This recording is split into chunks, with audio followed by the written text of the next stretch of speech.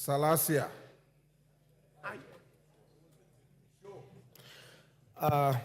Mr. Speaker, sir, I want to rise to oppose this finance bill on the following grounds. Number one, I think there is a very big problem in this nation. And you will note that when we did the finance bill of 2023, you noted that even the KRA couldn't be able to raise the amount that they had targeted of about 270 to around 3 billion. But as members of the Kenya Kwanza, they have accepted that to move on and even bring the new amendments without asking serious question, why did we not collect enough money during that particular period? Another question that these members of Parliament of Kenya Kwanza are not asking themselves is that the timing of this finance bill is not good, and it's not showing a good picture to this nation. And you have seen the President of Kenya moving all over the world, trying to bring the investors here. But you will realize that whatever is happening in this country is being carried viral to the entire world. Is saying that Kenya is a country that cannot be predicted when it comes in terms of the taxation. Members of Parliament today, as we are here, you have noted that most of the people there, they are not happy. And we are elected by those people to represent them. By coming up and even bringing and even going ahead and bringing more taxation on digital content creators. And that is the only area that most of the young people who does not have the job opportunities, they are lining there. It is very much unfair. I think it is high time that we need to go back to our budget that we made as members of Parliament. You will realize that as members of Parliament, we did not scrutinize when the President said that we should live within our means. Indeed, even the Parliament, and I want to thank the Speaker and even the Clerk of the National Assembly, they made us today, we are not traveling across the world the way we used to go and learn. But today, you see, even the budget of the Parliament is only 400 million and something. But you see the office of the cabinet is about 1 billion plus something. The office of the Deputy President, 4 billion. The office of the President, 4 billion. The State House, 7 billion. That is what we say that we should live within our means. Members of Parliament, SALASYA, there yes. is a point of order from the chairman of the committee. Yes, Chairman. What standing order?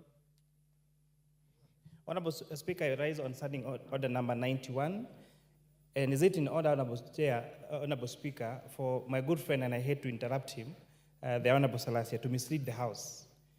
And Honorable Speaker, one of the reasons why there has been a lot of noise, especially on media platforms, is a misconception that is a taxation that is being introduced on on content creators.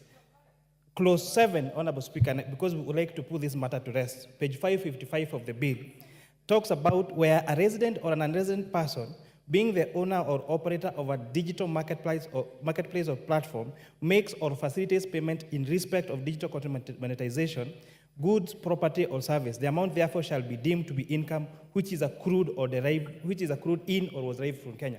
This is targeting the big tech companies in the digital platforms that generate their income from Kenya without paying a cent.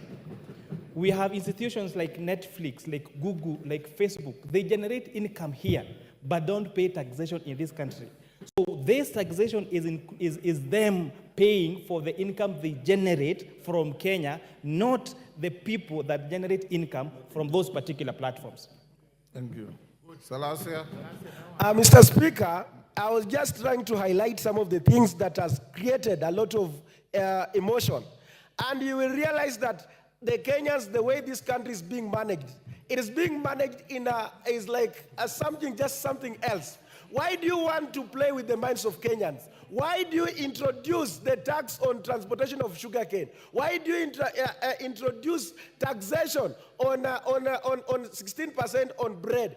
You want to attract the emotion of the Kenyans and you retreat, but then you have another agenda on that. That's why, Mr. Speaker, sir, I want to ask this House that now we cancel all this bill, we go back to the budget, we start now from there, we see we cut off, and then we start from the scratch. But this matter of bringing another new finance bill when the Kenyans are still struggling with the previous finance bill is like we members of parliament, we are doomed. We are doomed. Members of parliament, we are doomed. I'm telling you, we are doomed. Watu wa Kenya Kwanza mmenisikia?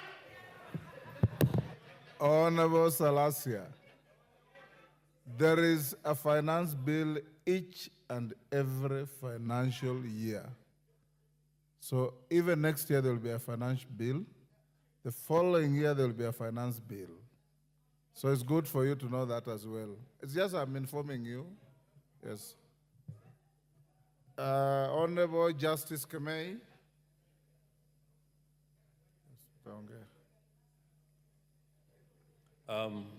Thank you, Honorable Speaker, for giving me the opportunity to be able to add my voice on the finance bill. Honorable Speaker, my patience was being tested. Speak with a little life, Justice. Yeah. Honorable Speaker, I was saying my patience was being tested, but at least I've gotten the opportunity. I've been here, Honorable Speaker, from 9:30.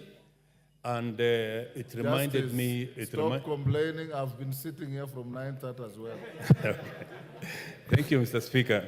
On the onset, Mr. Speaker, I want to say I support the finance bill. And I do so, Mr. Speaker, without fear or favor. Ever since the finance bill was published, Mr. Speaker, the people of Sigawet's constituency have engaged me. I have responded to all their concerns, and I'm happy, Mr. Speaker, that the recommendations of the Finance Committee do indeed address many of the concerns raised by the people of Sigawet's constituency. In particular, Honorable Speaker, they were against the 16% VAT on bread. They were against 2.5% on motor vehicles. They were against 18% on edible oil. They also told me, Mr. Speaker, to oppose the 18% duty on 18% tax on financial services. Now that most of those concerns, Mr. Speaker, have been addressed, I want to say I do support the bill, and in particular, Mr. Speaker, this is where we will get money under CDF to be able to support our people, and especially to have increased bursaries so that children from poor families can be able to get their education. This is where, Mr. Speaker, we will get money for rural electrification. If there's a pet topic that I do discuss with the people back home at any given time is something called the last mile. Mr. Speaker, the amount of 50 million shillings given to each constituency under the last mile program will go a long way in making sure that our people get electricity. Mr. Speaker, in addition, the people of my constituency do grow cane. They've got areas at Moron Sugar Company, areas at West Kenya, areas at Chemelil. And Mr. Speaker, in this budget, we now have money to be able to pay farmers the arrears which has been there for a long time so that they can be able to get their money, which has been held by these companies for a long time. I hope, Mr. Speaker, we'll also get some money so that the workers who have been working in these companies can be paid their arrears. And Mr. Speaker, finally, I want to address one issue which was raised by the people. It is on the issue of the JSS. Mr. Speaker, there is money now in this finance bill which will make sure that the JSS teachers in this country who have been working or under the internship program will now be taken on board as permanent and pensionable. But I want to make a point to TSC. Those teachers who went on strike, Mr. Speaker, should not be terminated. They were asking for their rights, and TSC should be considerate enough to withdraw the show cause letters that have been given to our teachers. In Sigawet constituency, 28 teachers have been given show cause letters. So I want to make a special plea to TSC. Please do not sack these people. They were asking for their rights, and within the Constitution, they had a right to do that. With those remarks, Mr. Speaker, I beg to support. Thank you.